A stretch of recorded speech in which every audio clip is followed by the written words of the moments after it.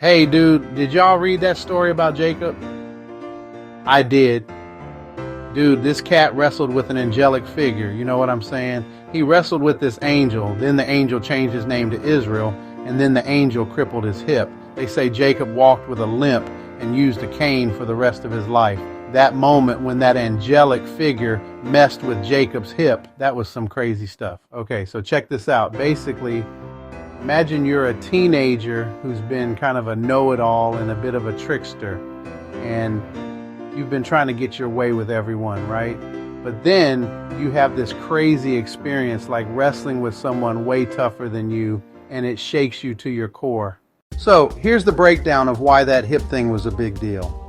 It was like a wake-up call, like a humbling moment. Before this, Jacob was all about his own strength and smarts. But getting his hip messed up showed him that he wasn't all that, wasn't as invincible as he thought he was. It was a physical reminder that he needed to rely on something bigger than himself, God. It was like God saying, hey bro, you need to chill with the arrogance and realize who's really in charge. It became part of his new identity. Jacob's name changed to Israel, which means he struggled with God, or God strives.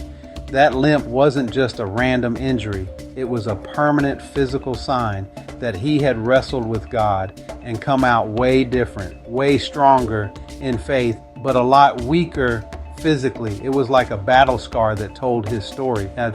He was no longer the guy who just tried to get his way, but he was like someone who had actually struggled with God and was able to keep going. It shifted his perspective and how he lived.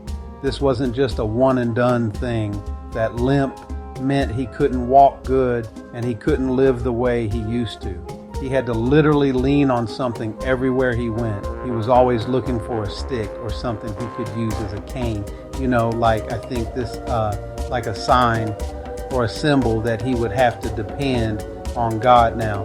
It marked a huge shift in his life, you know what I'm saying? A shift from a life of relying on his own scheming and cunning to a life of depending on that divine power and grace which comes from above. So I get it now. You see, the hip injury was a physical manifestation of Jacob's spiritual transformation. Y'all didn't think I could speak in sophisticated vocabulary, did you? Well, it must have been a visible reminder to him and to everyone who saw him limp that he had a deep and powerful spiritual encounter with God, and it changed his whole life trajectory. Okay, so if you enjoyed this video and you gained insight into why Jacob wrestled with, was crippled by, and ultimately renamed by this angelic figure, do me a huge favor. Please click the subscribe button. It costs you nothing, but goes far in encouraging me to make more videos like this.